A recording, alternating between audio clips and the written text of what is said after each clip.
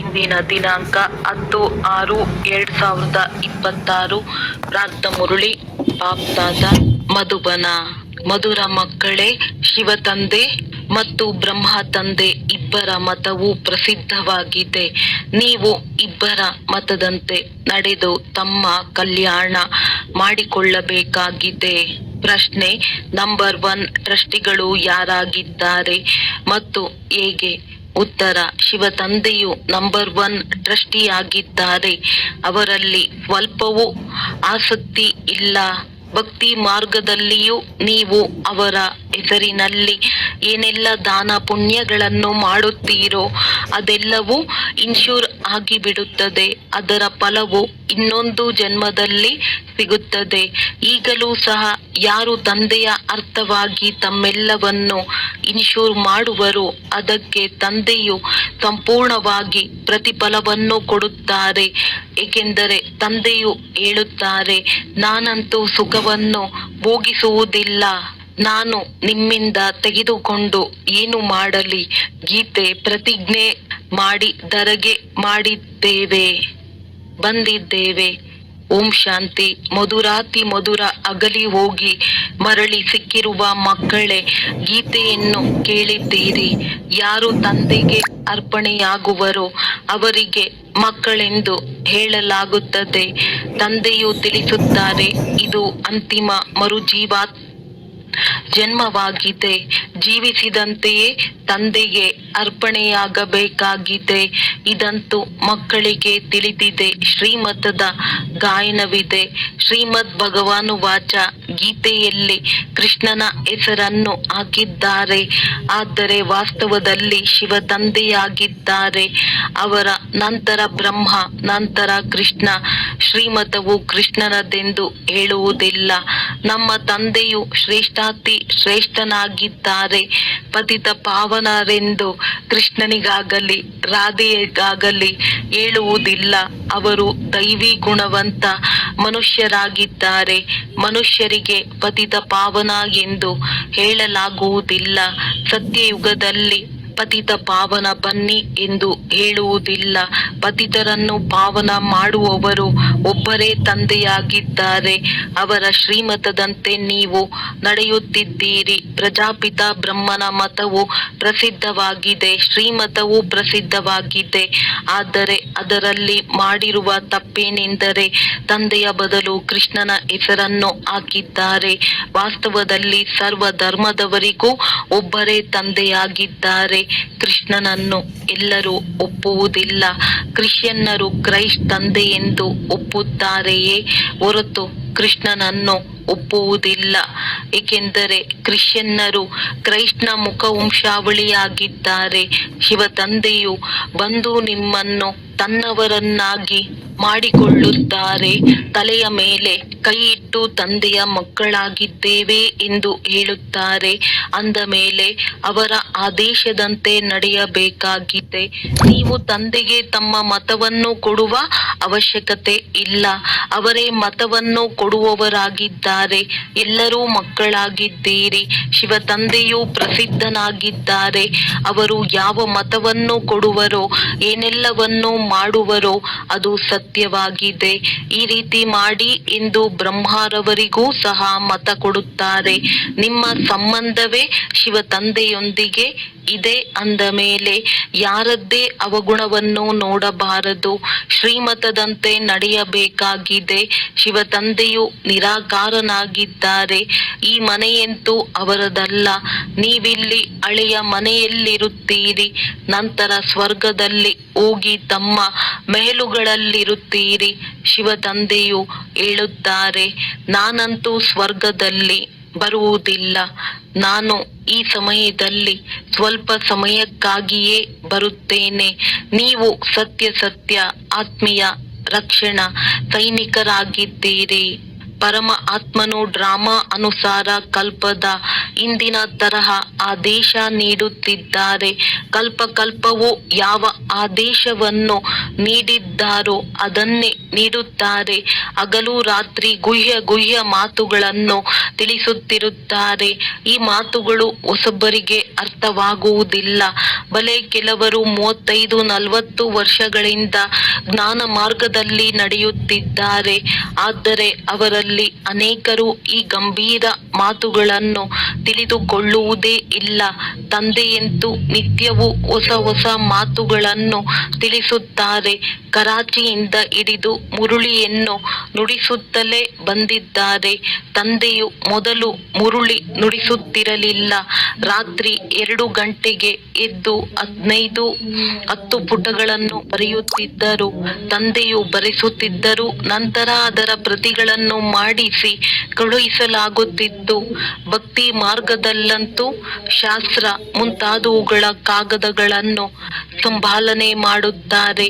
ದಿನ ಪ್ರತಿದಿನ ದೊಡ್ಡ ದೊಡ್ಡ ಗ್ರಂಥಗಳನ್ನು ಮಾಡುತ್ತಾ ಬರುತ್ತಾರೆ. ಎಷ್ಟೊಂದು ಚರಿತ್ರೆಗಳನ್ನು ತಯಾರಿಸುತ್ತಾ ಇರುತ್ತಾರೆ. ಅದನ್ನು ಓದಿ ಮತ್ತೆ ಇಟ್ಟು ಬಿಡುತ್ತಾರೆ. ನೀವಂತೂ ಮುರುಳಿಗಳನ್ನು ಓದಿ ಎಸೆದು ಬಿಡುತ್ತೀರಿ. ಈ ಮಹಾವಾಕ್ಯಗಳನ್ನು ಸದಾ ಕಾಲಕ್ಕಾಗಿ ಇಟ್ಟುಕೊಳ್ಳಬೇಕು. ಆದರೆ ನಿಮಗೆ ತಿಳಿದಿದೆ, ಇದೆಲ್ಲವೂ ವಿನಾಶವಾಗಿ ಬಿಡುವುದು. ನೀವು ಯಾವುದೆಲ್ಲ ಚಿತ್ರ ಮೊದಲಾದವುಗಳನ್ನು ಮಾಡಿಸುತ್ತೀರೋ ಇವು ಸ್ವಲ್ಪ ಸಮಯಕ್ಕಾಗಿ ಮಾತ್ರ. ಮತ್ತೆ ಇವೆಲ್ಲವೂ ಮಣ್ಣು ಪಾಲಾಗುತ್ತವೆ. ನಂತರ ಅಲ್ಲಿ ಶಾಸ್ತ್ರಗಳಾಗಲಿ ಈ ಚಿತ್ರಗಳಾಗಲಿ ಏನೂ ಉಳಿಯುವುದಿಲ್ಲ. ಈಗ ಏನೆಲ್ಲವೂ ನಡೆಯುತ್ತಿದೆಯೋ ಅದು ಕಲ್ಪದ ನಂತರವೂ ಆಗುವುದು. ಶಾಸ್ತ್ರ ಮೊದಲಾದವುಗಳು ಮತ್ತೆ ಪ್ರಾರಂಭವಾಗುತ್ತವೆ. ಗ್ರಂಥವೂ ಸಹ ಮೊದಲು ಕೈಯಿಂದ ಬರೆಯಲ್ಪಟ್ಟ ಚಿಕ್ಕ ಪುಸ್ತಕವಾಗಿತ್ತು. ಈಗ ದೊಡ್ಡದಾಗಿ ಮಾಡಿದ್ದಾರೆ. ದಿನ ಪ್ರತಿದಿನ ದೊಡ್ಡದಾಗಿ ಮಾಡಿಸುತ್ತಾ ಹೋಗುತ್ತಾರೆ. ಇಲ್ಲವಾದರೆ ಶಿವ ತಂದೆಯ ಜೀವನ ಕಥೆಯು ಎಷ್ಟೊಂದು ಬರೆಯಬೇಕು. ನಾವು ಪರಮಪಿತ ಪರಮಾತ್ಮನ ಜೀವನ ಚರಿತ್ರೆಯನ್ನು ತಿಳಿದುಕೊಂಡಿದ್ದೇವೆಂದು ನೀವು ಮಕ್ಕಳು ಹೇಳುತ್ತೀರಿ. ತಂದೆಯು ತಿಳಿಸುತ್ತಾರೆ, ನಾನು ಭಕ್ತಿ ಮಾರ್ಗದಲ್ಲಿ ಏನು ಮಾಡುತ್ತೇನೆ, ಭಕ್ತಿ ಮಾರ್ಗದಲ್ಲಿಯೂ ಇನ್ಶೂರೆನ್ಸ್ ಮಾಡುತ್ತೇನೆ. ಮನುಷ್ಯರು ಈಶ್ವರಾರ್ಥವಾಗಿ ದಾನ ಪುಣ್ಯ ಮಾಡುತ್ತಾರಲ್ಲವೇ? ಇವರು ಈಶ್ವರಾರ್ಥವಾಗಿ ದಾನ ಪುಣ್ಯ ಮಾಡಿದ್ದಾರೆ. ಆದ್ದರಿಂದ ಈಶ್ವರನು ದೊಡ್ಡ ಮನೆಯಲ್ಲಿ ಜನ್ಮ ಕೊಟ್ಟಿದ್ದಾರೆಂದು ಹೇಳುತ್ತಾರೆ. ಭಕ್ತಿ ಮಾರ್ಗದಲ್ಲಿ ಅನೇಕ ಧರ್ಮಾತ್ಮರಿರುತ್ತಾರೆ. ಈಶ್ವರಾರ್ಥವಾಗಿ ಶ್ರೀಕೃಷ್ಣನ ಅರ್ಥವಾಗಿ ದಾನ ಪುಣ್ಯ ಮಾಡುತ್ತಾರೆ. ತಂದೆಯು ತಿಳಿಸುತ್ತಾರೆ, ನಾನು ಮಕ್ಕಳಿಗೆ ಇನ್ನೊಂದು ಜನ್ಮದಲ್ಲಿ ಅಲ್ಪ ಕಾಲಕ್ಕಾಗಿ ಫಲ ಕೊಡುತ್ತಾ ಬಂದಿದ್ದೇನೆ. ಒಳ್ಳೆಯದು ಅಥವಾ ಕೆಟ್ಟ ಫಲವು ಸಿಗುತ್ತದೆ ಎಲ್ಲವೇ? ಎಷ್ಟೊಂದು ಇನ್ಶೂರೆನ್ಸ್ ಆಯಿತು. ಯಾರು ಎಂತಹ ಕರ್ಮ ಮಾಡುವರೋ ಅದರ ಅನುಸಾರ ಫಲವು ಸಿಗುತ್ತದೆ. ಮಾಯೆಯು ಉಲ್ಟಾ ಕರ್ಮಗಳನ್ನು ಮಾಡಿಸುತ್ತದೆ. ಅದರಿಂದಲೇ ನೀವು ದುಃಖ ಪಡೆಯುತ್ತೀರಿ. ನಾನೀಗ ನಿಮಗೆ ಇಂತಹ ಕರ್ಮವನ್ನು ಕಲಿಸುತ್ತೇನೆ. ಅದರಿಂದ ಎಂದೂ ದುಃಖವಾಗುವುದಿಲ್ಲ ಮತ್ತು ಅಲ್ಲಿ ಮಾಯೆಯು ಇರುವುದಿಲ್ಲ. ಆದರೆ ಅಲ್ಲಿ ಪದವಿಗಳಿರುತ್ತವೆ. ಯಾರೆಷ್ಟು ಇನ್ಶೂರ್ ಮಾಡುವರೋ ಅದರಂತೆ ಪದವಿ ಇರುತ್ತದೆ. ಶಿವ ತಂದೆಯು ಟ್ರಸ್ಟಿಯಲ್ಲವೇ ನಂಬರ್ 1 ಟ್ರಸ್ಟಿಯಾಗಿದ್ದಾರೆ. ಕೆಲವರು ಟ್ರಸ್ಟಿಗಳಂತೂ ಅನ್ಯರ ಆಹಾರವನ್ನೇ ಕೆಡಿಸಿಬಿಡುತ್ತಾರೆ. ತಂದೆಯು ನೋಡಿ ಎಂತಹ ಟ್ರಸ್ಟಿಯಾಗಿದ್ದಾರೆ. ಇದೆಲ್ಲವೂ ಮಕ್ಕಳಿಗಾಗಿ ಎಂದು ಹೇಳುತ್ತಾರೆ. ನಿಮ್ಮ ಸಂಬಂಧವೆಲ್ಲವೂ ಶಿವ ತಂದೆಯೊಂದಿಗೆ ಇದೆ. ತಂದೆಯು ಹೇಳುತ್ತಾರೆ, ನಾನು ಸತ್ಯವಾದ ಟ್ರಸ್ಟಿಯಾಗಿದ್ದೇನೆ. ನಾನು ಸುಖವನ್ನು ತೆಗೆದುಕೊಳ್ಳುವುದಿಲ್ಲ. ಇಡೀ ರಾಜಧಾನಿಯನ್ನು ಮಕ್ಕಳಿಗೆ ಕೊಡುತ್ತೇನೆ. ಲೌಕಿಕ ತಂದೆಯೂ ಸಹ ಎಲ್ಲವನ್ನೂ ಮಕ್ಕಳಿಗೆ ಆಸ್ತಿಯಲ್ಲಿ ಕೊಟ್ಟು ಬಿಡುತ್ತಾರೆ. ನಾನಂತೂ ಸ್ವರ್ಗದಲ್ಲಿ ಏನನ್ನೂ ತೆಗೆದುಕೊಳ್ಳುವುದಿಲ್ಲ. ನಿಮಗೆ ಎಲ್ಲವನ್ನೂ ಕೊಡುತ್ತೇನೆ. ಆದ್ದರಿಂದ ನಿಮ್ಮ ಸಂಬಂಧವೆಲ್ಲವೂ ನನ್ನೊಂದಿಗಿದೆ. ಈ ಬ್ರಹ್ಮ ತಂದೆಯು ಹೇಳುತ್ತಾರೆ, ನಾನು ಸಹ ಪೂರ್ಣ ಇನ್ಶೂರೆನ್ಸ್ ಮಾಡಿಬಿಟ್ಟಿದ್ದೇನೆ. ತನು ಮನ ಧನ ಎಲ್ಲವೂ ತಂದೆಯ ಸೇವೆಯಲ್ಲಿದೆ. ಹಿಂದಿಯಲ್ಲಿ ಒಂದು ಗಾದೆ ಇದೆ, ಯಾರದ್ದು ನೀಡುವ ಕೈ ಇದೆಯೋ ಅವರೇ ಮೊದಲು ತಲುಪುವರು. ತಂದೆಗೆ ಎಲ್ಲವನ್ನೂ ಇನ್ಶೂರ್ ಮಾಡಬೇಕಾಗಿದೆ. 2 ಇಡೀ ಅವಲಕ್ಕಿಯನ್ನು ಕೊಟ್ಟಿದ್ದರಿಂದ ಮೆಹಲು ಸಿಕ್ಕಿಬಿಟ್ಟಿತು. ಈಗ ನೋಡಿ ಎಷ್ಟು ದೊಡ್ಡ ಮನೆಯಾಗಿದೆ. ಕೆಲವರು 1 ರೂಪಾಯಿಯನ್ನು ಕಳುಹಿಸಿದ್ದರು. ಇದರಿಂದ ನಮ್ಮ 1 ಇಟ್ಟಿಗೆಯನ್ನಾದರೂ ಹಾಕಿಸಿ ಎಂದು. ಅದಕ್ಕೆ ತಂದೆಯು ಬರೆಯುತ್ತಿದ್ದರು, ನಿಮಗೆ ಎಲ್ಲರಿಗಿಂತ ಒಳ್ಳೆಯ ಮೆಹಲು ಸಿಗುತ್ತದೆ, ಏಕೆಂದರೆ ನೀವು ಬಡವರಾಗಿದ್ದೀರಿ. ನಾನು ಬಡವರ ಬಂಧುವಾಗಿದ್ದೇನೆ.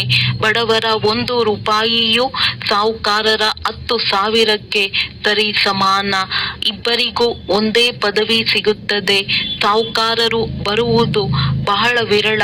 ಎಲ್ಲರಿಗಿಂತಲೂ ಕನ್ಯೆಯರು ಬಹಳ ಸ್ವತಂತ್ರರಾಗಿದ್ದಾರೆ. ನೋಡಿ, ಮೊಮ್ಮ ನಂಬರ್ 1ನಲ್ಲಿ ಹೋದರು. ಅವರ ಬಳಿ ಏನೂ ಇರಲಿಲ್ಲ. ಬಡವರ ಮನೆಯ ಕನ್ಯೆಯಾಗಿದ್ದರು. ಆದರೂ ಸಹ ನಂಬರ್ 1 ಹೊರಟು ಹೋದರು. ಇವರು ಬ್ರಹ್ಮ ಎಲ್ಲವನ್ನೂ ಕೊಟ್ಟರು. ಆದರೂ ಸಹ ಮೊದಲು ಲಕ್ಷ್ಮಿ, ನಂತರ ನಾರಾಯಣ. ಎಷ್ಟು ವಿಚಿತ್ರ ಆಟವಾಗಿದೆ ಅಂದಾಗ ಎಂದೂ ಯಾವುದೇ ಮಾತಿನಲ್ಲಿ ಸಂಶಯವಿರಬಾರದು. ಬಾಪ್ ದಾದಾ ಎಷ್ಟು ದೊಡ್ಡವರಾಗಿದ್ದಾರೆ ಅಂದ ಮೇಲೆ ಇವರಲ್ಲಿ ಸ್ವಲ್ಪವೂ ಸಂಶಯ ಬರಬಾರದು. ಬಹಳ ಮಧುರರಾಗಬೇಕು. ಹೆಜ್ಜೆ ಹೆಜ್ಜೆಯಲ್ಲಿ ಶ್ರೀಮತ ತೆಗೆದುಕೊಳ್ಳಬೇಕು. ಇಲ್ಲದಿದ್ದರೆ ಮಾಯೆಯು ನಷ್ಟವನ್ನುಂಟು ಮಾಡಿಸುತ್ತದೆ. ಮಕ್ಕಳಿಗೆ ಎಷ್ಟೊಂದು ಸೂಚನೆ ನೀಡಬೇಕಾಗುತ್ತದೆ. ತಂದೆಯು ಹೇಳುತ್ತಾರೆ, ಪೂರ್ಣ ಸಮಾಚಾರವನ್ನು ಬರೆಯಿರಿ. ತಂದೆಯು ಪ್ರತಿಯೊಂದು ಪ್ರಕಾರದ ಸಂಭಾಲನೆ ಮಾಡುತ್ತಾರೆ. ತಂದೆಗೆ ಬಹಳ ವಿಚಾರಗಳಿರುತ್ತವೆ. ಮಕ್ಕಳ ಉನ್ನತಿಯಾಗಲಿ ಎಂದು ವಿದ್ಯೆಯ ಮೇಲೆ ಪೂರ್ಣ ಗಮನ ಕೊಡಬೇಕು. ನಾವು ಪ್ರಿಯಾತಿ ಪ್ರಿಯ ತಂದೆಯ ವಿದ್ಯಾರ್ಥಿಗಳಾಗಿದ್ದೇವೆ. ಭಗವಾನ್ ವಾಚವು ಬರೆಯಲ್ಪಟ್ಟಿದೆ, ಆದರೆ ಅದರಲ್ಲಿ ಕೃಷ್ಣನ ಹೆಸರನ್ನು ಹಾಕಿದ್ದಾರೆ. ಕೃಷ್ಣನೂ ಸಹ ಎಲ್ಲಾ ಮನುಷ್ಯರಿಗಿಂತಲೂ ಶ್ರೇಷ್ಠನಾದನಲ್ಲವೇ? ಮೊದಲ ರಾಜಕುಮಾರನಾಗಿದ್ದೇನೆ. ಕೃಷ್ಣನ ಹೆಸರನ್ನು ಹೇಳುತ್ತಾರೆ. ನಾರಾಯಣನ ಹೆಸರು ಏಕೆ ಇಲ್ಲ? ಕೃಷ್ಣನು ಬಾಲಕನಾಗಿದ್ದಾನೆ.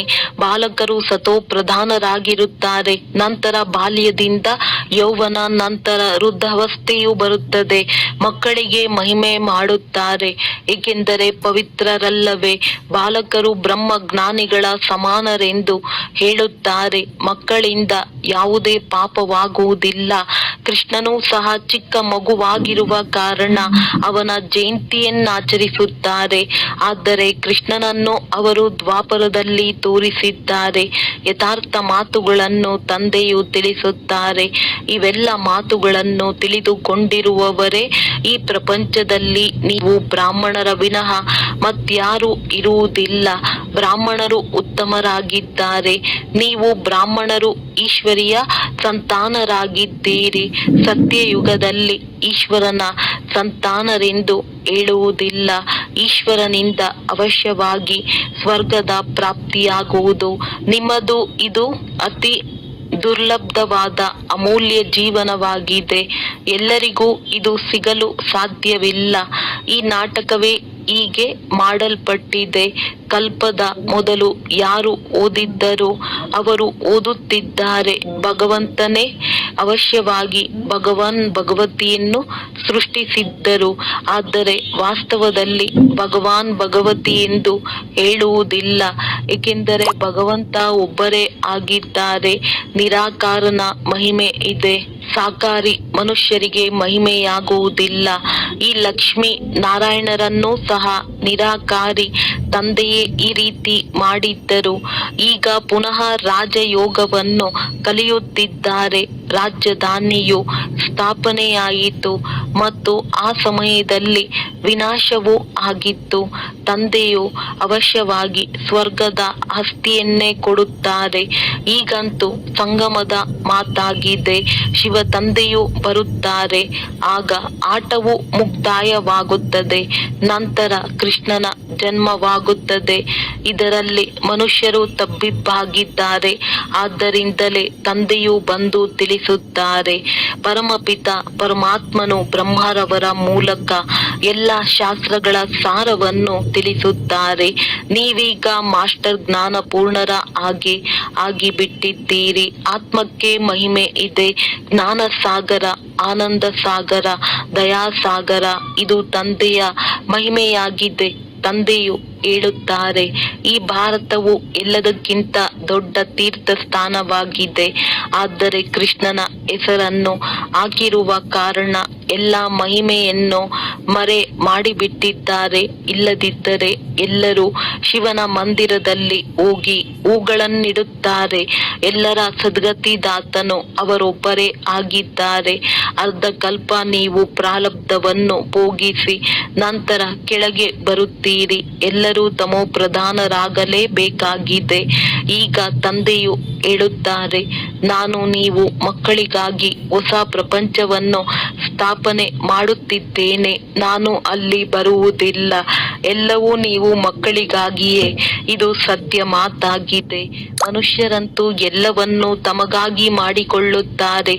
ಮತ್ತೆ ನಾವು ನಿಷ್ಕಾಮ ಸೇವೆ ಮಾಡುತ್ತೇವೆಂದು ಹೇಳುತ್ತಾರೆ. ಆದರೆ ಯಾರು ನಿಷ್ಕಾಮ ಸೇವೆ ಮಾಡಲು ಸಾಧ್ಯವಿಲ್ಲ. ಪ್ರತಿಯೊಂದು ಕರ್ಮಕ್ಕೂ ಅವಶ್ಯವಾಗಿ ಫಲ ಸಿಗುತ್ತದೆ. ನಾನು ನೀವು ಮಕ್ಕಳಿಗೆ ಅವಿನಾಶಿ ಜ್ಞಾನ ರತ್ನಗಳನ್ನು ಕೊಡುತ್ತೇನೆ. ನಿಮಗಾಗಿಯೇ ವೈಕುಂಠವನ್ನು ತಂದಿದ್ದೇನೆ. ಮಕ್ಕಳಿಗೆ ಸ್ವರ್ಗದ ಉಡುಗೊರೆಯನ್ನು ಕೊಡುತ್ತೇನೆ ಅಂದ ಮೇಲೆ ಅದನ್ನು ತೆಗೆದುಕೊಳ್ಳಲು ಅಷ್ಟು ಯೋಗ್ಯರಾಗಬೇಕಾಗಿದೆ. ಸ್ವರ್ಗದ ಮಾಲೀಕರಾಗಬೇಕಾಗಿದೆ. ಅಂಗೈಯಲ್ಲಿ ಸ್ವರ್ಗ ಸಿಗುತ್ತದೆ. ಸೆಕೆಂಡಿನಲ್ಲಿ ಮುಕ್ತಿ, ಜೀವನ್ ಮುಕ್ತಿ ಸಿಗುತ್ತದೆ. ದಿವ್ಯ ದೃಷ್ಟಿ ದಾತನು ಶಿವ ತಂದೆಯಾಗಿದ್ದಾರೆ. ಸೆಕೆಂಡಿನಲ್ಲಿ ವೈಕುಂಠಕ್ಕೆ ಕರೆದುಕೊಂಡು ಹೋಗುತ್ತಾರೆ. ಇದಕ್ಕಾಗಿ ತಂದೆಯ ಕೈಯಲ್ಲಿ ಯಾವುದೇ ಸ್ಥೂಲವಾದ ಬೀಗದ ಕೈ ಇಲ್ಲ. ತಂದೆಯು ಹೇಳುತ್ತಾರೆ, ನಾನು ನೀವು ಮಕ್ಕಳಿಗೆ ರಾಜ್ಯ ಭಾಗ್ಯವನ್ನು ಕೊಡುತ್ತೇನೆ. ನಾನು ರಾಜ್ಯಭಾರ ಮಾಡುವುದಿಲ್ಲ. ನಂತರ ನೀವು ಯಾವಾಗ ಭಕ್ತಿ ಮಾರ್ಗದಲ್ಲಿ ಬರುತ್ತೀರೋ ಆಗ ನಿಮ್ಮನ್ನು ದಿವ್ಯ ದೃಷ್ಟಿಯಿಂದ ಖುಷಿ ಪಡಿಸಬೇಕಾಗುತ್ತದೆ. ಎಷ್ಟು ಚೆನ್ನಾಗಿ ತಿಳಿಸುತ್ತಾರೆ. ಇಂತಹ ತಂದೆಯು ಕಲ್ಪವೂ ಕಲ್ಪದ ಸಂಗಮ ಯುಗದಲ್ಲಿ ಒಂದೇ ಬಾರಿ ಬರುತ್ತಾರೆ. ಮಾಡಲ್ಪಟ್ಟಿರುವುದೇ ನಡೆಯುತ್ತದೆ. ಹೊಸದೇನು ಆಗುವುದಿಲ್ಲ. ಏನೆಲ್ಲವೂ ಆಗುತ್ತಿದೆಯೋ ಅದು ಡ್ರಾಮಾದಲ್ಲಿ ನಿಗದಿಯಾಗಿದೆ. ಆದ್ದರಿಂದ ಸಾಕ್ಷಿಯಾಗಿ ನೋಡಿರಿ. ತಂದೆಯು ಬಹಳ ಚೆನ್ನಾಗಿ ತಿಳಿಸುತ್ತಾರೆ. ಮಕ್ಕಳೇ, ನಾನು ನಿಮ್ಮ ಇನ್ಶೂರೆನ್ಸ್ ಮ್ಯಾಗ್ನೆಟ್ ಆಗಿದ್ದೇನೆ. ನಿಮ್ಮ ಒಂದು ಪೈಸೆಯನ್ನು ಕಳೆಯುವುದಿಲ್ಲ. ನಿಮ್ಮನ್ನು ಕವಡೆಯಿಂದ ವಜ್ರ ಸಮಾನರನ್ನಾಗಿ ಮಾಡುತ್ತೇನೆ. ಇದೆಲ್ಲವನ್ನು ಶಿವ ತಂದೆಯು ಬ್ರಹ್ಮರವರ ಮೂಲಕ ಮಾಡಿಸುತ್ತಾರೆ. ಅವರು ಮಾಡಿಸುವವರಾಗಿದ್ದಾರೆ. ನಿರಾಕಾರ ನಿರಹಂಕಾರಿಯಾಗಿದ್ದಾರೆ. ಪರಮಪಿತ ಪರಮಾತ್ಮನು ಹೇಗೆ ಸಾಧಾರಣ ರೀತಿಯಲ್ಲಿ ಕುಳಿತು ಓದಿಸುತ್ತಾರೆ. ನೀವು ನನ್ನ ಚರಣಗಳಿಗೆ ನಮಿಸಿ ಎಂದು ಹೇಳುವುದಿಲ್ಲ. ತಂದೆಯು ಮಕ್ಕಳ ವಿಧೇಯ ಸೇವಕನಾಗಿದ್ದಾರೆ. ಹೇಳುತ್ತಾರೆ, ಯಾರನ್ನೋ ಮಾಲೀಕರನ್ನಾಗಿ ಮಾಡಿದ್ದೇನೋ ಅವರು ಸುಖವನ್ನು ಭೋಗಿಸಿ ಈಗ ದುಃಖಿಯಾಗಿದ್ದಾರೆ. ನಿಮಗೆ ಬಹಳ ಸುಖವೂ ಸಿಗುತ್ತದೆ. ಮತ್ಯಾವ ಧರ್ಮದವರಿಗೂ ಇಷ್ಟು ಸುಖ ಸಿಗುವುದಿಲ್ಲ. ಭಾರತವಾಸಿಗಳಿಗೆ ಏಕೆ ಇಷ್ಟು ಸುಖ? ಅನ್ಯರು ಏನು ಮಾಡಿದ್ದಾರೆ ಎಂದು ಹೇಳುವಂತಿಲ್ಲ. ಇಷ್ಟೊಂದು ಜನಸಂಖ್ಯೆ ಇದೆ. ಎಲ್ಲರೂ ಬರುವುದಿಲ್ಲ. ಈ ಡ್ರಾಮಾ ಮಾಡಲ್ಪಟ್ಟಿದೆ. ಭಾರತದಲ್ಲಿಯೇ ಆದಿ ಸನಾತನ ದೇವಿ ದೇವತಾ ಧರ್ಮವಿತ್ತು. ಭಗವಂತನು ಬಂದು ಸಹಜ ರಾಜಯೋಗವನ್ನು ಕಲಿಸಿದ್ದರು. ತಂದೆಯು ತಿಳಿಸುತ್ತಾರೆ, ಮಕ್ಕಳೇ, ನಾನು ಪುನಃ ಬಂದಿದ್ದೇನೆ. ನೀವು ತಿಳಿದುಕೊಂಡಿದ್ದೀರಿ. 84 ಜನ್ಮಗಳ ಪಾತ್ರವನ್ನಭಿನಯಿಸಿ ಈಗ ಪುನಃ ನಾವು ನಮ್ಮ ಮನೆಗೆ ಹೋಗುತ್ತೇವೆ. ಇದು ಬಹಳ ಹಳೆಯ ಪೊರೆಯಾಗಿ ಬಿಟ್ಟಿದೆ. ಸರ್ಪದಂತೆ ಸನ್ಯಾಸಿಗಳು ಹೇಳುತ್ತಾರೆ, ಆತ್ಮವು ಪರಮಾತ್ಮನಲ್ಲಿ ಲೀನವಾಗಿ ಬಿಡುತ್ತದೆ ಎಂದು. ಇದೇ ಸ್ಥಿತಿಯಲ್ಲಿ ಇರುತ್ತಾ ಇರುತ್ತಾ ಶರೀರವನ್ನು ಬಿಟ್ಟು ಬಿಡುತ್ತಾರೆ. ಆದರೆ ಬ್ರಹ್ಮದಲ್ಲಿ ಯಾರೂ ಲೀನವಾಗುವುದಿಲ್ಲ. ಅವರಲ್ಲಿಯೂ ಕೆಲವರು ಬಹಳ ತೀಕ್ಷ್ಣವಾಗಿರುತ್ತಾರೆ. ಶಾಂತಿಯಲ್ಲಿ ಕುಳಿತು ಶರೀರ ಬಿಟ್ಟು ಹೊರಟು ಹೋಗುತ್ತಾರೆ. ಆಗ ಅವರ ವಾಯುಮಂಡಲದಲ್ಲಿ 2-3 ದಿನಗಳವರೆಗೆ ಶೂನ್ಯ ಶಾಂತಿಯಾಗಿ ಬಿಡುತ್ತದೆ. ನೀವೀಗ ತಿಳಿದುಕೊಂಡಿದ್ದೀರಿ, ಈ ಹಳೆಯ ಶರೀರವನ್ನು ಬಿಟ್ಟು ನಾವು ತಂದೆಯ ಬಳಿ ಹೋಗುತ್ತೇವೆ. ಬ್ರಹ್ಮ ತತ್ವವೇ ತಂದೆಯಲ್ಲ. ಇದು ಆ ಮನುಷ್ಯರ ಭ್ರಮೆಯಾಗಿದೆ. ಒಳ್ಳೆಯದು. ಮಧುರಾತಿ ಮಧುರ ಅಗಲಿ ಹೋಗಿ ಮರಳಿ ಸಿಕ್ಕಿರುವ ಮಕ್ಕಳ ಪ್ರತಿ ಮಾತ್ಪಿತಾ ಬಾಪ್ ದಾದಾರವರ ನೆನಪು, ಪ್ರೀತಿ ಹಾಗೂ ಸುಪ್ರಭಾತ. ಆತ್ಮಿಕ ಮಕ್ಕಳಿಗೆ ಆತ್ಮಿಕ ತಂದೆಯ ನಮಸ್ತೆ. ಧಾರಣೆಗಾಗಿ ಮುಖ್ಯ ಸಾರ. ಈ ಡ್ರಾಮಾದ ಪ್ರತಿಯೊಂದು ದೃಶ್ಯವನ್ನು ಸಾಕ್ಷಿಯಾಗಿದ್ದು ನೋಡಬೇಕಾಗಿದೆ. ಏಕೆಂದರೆ ಮಾಡಲ್ಪಟ್ಟಿರುವುದೇ ನಡೆಯುತ್ತಿದೆ ಎಂದು ಯಾವುದೇ ಮಾತಿನಲ್ಲಿ ಸಂಶಯ ಬರಬಾರದು. ತಂದೆಯು ಇನ್ಶೂರೆನ್ಸ್ ಮ್ಯಾಗ್ನೆಟ್ ಆಗಿದ್ದಾರೆ. ಆದ್ದರಿಂದ ತನು ಮನ ಧನವನ್ನು ತಂದೆಯ ಸೇವೆಯಲ್ಲಿ ಸಫಲ ಮಾಡಿಕೊಂಡು ತಮ್ಮ ಭವಿಷ್ಯವನ್ನು ರೂಪಿಸಿಕೊಳ್ಳಬೇಕಾಗಿದೆ. ತಂದೆಯೊಂದಿಗೆ ಪೂರ್ಣ ಸಂಬಂಧವನ್ನಿಡಬೇಕಾಗಿದೆ. ಪೂರ್ಣ ಸಮಾಚಾರವನ್ನು ತಿಳಿಸಬೇಕಾಗಿದೆ. ವರದಾನ: ಮರುಜೀವ ಸ್ಥಿತಿಯ ಮೂಲಕ ಸಾಹಸ ಹಾಗೂ ಉಲ್ಲಾಸದ ಅವಿನಾಶಿ ಮುದ್ರೆಯನ್ನಾಕುವಂತಹ ಪ್ರಾಪ್ತಿ ಸಂಪನ್ನ ಭವ. ಯಾರು ಪ್ರಾಪ್ತಿಗಳಿಂದ ಸಂಪನ್ನರಾಗುವರೋ ಅವರ ಪ್ರತಿ ಚಲನೆ ಚೆಹರೆಯಿಂದ ಒಲವು ಉತ್ಸಾಹವು ಕಾಣಿಸುತ್ತದೆ. ಆದರೆ ಸಾಹಸ ಹಾಗೂ ಉಲ್ಲಾಸದ ಅವಿನಾಶಿ ಮುದ್ರೆಯನ್ನು ಹಾಕುವುದಕ್ಕಾಗಿ ತಮ್ಮ ಹಳೆಯ ಅಥವಾ ಈಶ್ವರೀಯ ಮರ್ಯಾದೆಗಳಿಗೆ ವಿರುದ್ಧವಾದ ಯಾವ ಸಂಸ್ಕಾರ, ಸ್ವಭಾವ, ಸಂಕಲ್ಪ ಅಥವಾ ಕರ್ಮವಾಗುತ್ತದೆಯೋ ಅದರಿಂದ ಮರುಜೀವಿಗಳಾಗಿರಿ. ಪ್ರತಿಜ್ಞೆ ಎಂಬ ಸ್ವಿಚ್ ಅನ್ನು ಸೆಟ್ ಮಾಡಿ ಪ್ರತ್ಯಕ್ಷದಲ್ಲಿ ಪ್ರತಿಜ್ಞೆಯ ಅನುಸಾರ ನಡೆಯುತ್ತೀರಿ. ಸಾಹಸದ ಜೊತೆ ಉಲ್ಲಾಸವಿದ್ದರೆ ದೂರದಿಂದಲೇ ಪ್ರಾಪ್ತಿಯ ಹೊಳಪು ಕಾಣಿಸುತ್ತದೆ. ಸ್ಲೋಗನ್: ತೊಡಕು ಅಥವಾ ಗೊಂದಲಗಳಲ್ಲಿ ಡಬಲ್ ಲೈಟ್ ಆಗಿರುವವರೇ ಧಾರಣಾಮೂರ್ತಿ ಆಗಿದ್ದಾರೆ. ಅವ್ಯಕ್ತ ಸೂಚನೆಗಳು: ಸದಾ ಹರ್ಷಿತರಾಗಿರಲು ತಮ್ಮ ಸ್ವಭಾವವನ್ನು ಸರಳ ಮಾಡಿಕೊಳ್ಳಿರಿ. ಸಹನಶೀಲರಾಗಿರಿ. ನಿಮ್ಮ ಪ್ರತಿ ಸಂಕಲ್ಪ, ಪ್ರತಿ ಮಾತಿನಲ್ಲಿ ವಿಶೇಷತೆ ಇರಲಿ. ಸದಾ ಸರಳ ಸ್ವಭಾವ, ಸರಳ ಮಾತು, ಸರಳತೆ ಸಂಪನ್ನ ಕರ್ಮವಿರಲಿ. ಇಂತಹ ಸರಳ ಸ್ವರೂಪವಿರಲಿ. ಸದಾ ಒಬ್ಬರ ಮತದ ಮೇಲೆ ಒಬ್ಬರಿಂದ ಸರ್ವ ಸಂಬಂಧ, ಒಬ್ಬರಿಂದ ಸರ್ವ ಪ್ರಾಪ್ತಿ. ಇಂತಹ ಒಬ್ಬರ ಮೂಲಕ ಸದಾ ಏಕರಸರಾಗಿರುವುದರ ಸಹಜ ಅಭ್ಯಾಸಿಗಳಾಗಿರಿ. ಸದಾ ಖುಷಿಯಾಗಿರಿ. ಖುಷಿಯ ಖಜಾನೆಯನ್ನು ಹಂಚಿರಿ. ಖುಷಿಯ ಅಲೆ ಸರ್ವರಲ್ಲಿ ಹರಡಿಸಿ. ಇದೇ ಸತ್ಯ ಸೇವೆಯಾಗಿದೆ. ಒಳ್ಳೆಯದು. ಓಂ ಶಾಂತಿ. ಓಂ ಶಾಂತಿ.